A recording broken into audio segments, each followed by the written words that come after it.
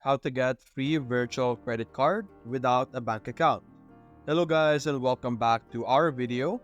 In today's video, we will be discussing on how you will be able to earn or get your own virtual credit card without having to enter a bank account. So we will be talking about this platform called UMoney. You could have your own virtual credit card without having to connect your own bank account with this platform, as you can see right now on our screen. Now, creating an account in UMoney is very easy, and after you sign in, you will be able to see this home page over here. This is their main page. After that, as you can see here on the right side, we already have our virtual credit card available for us over here.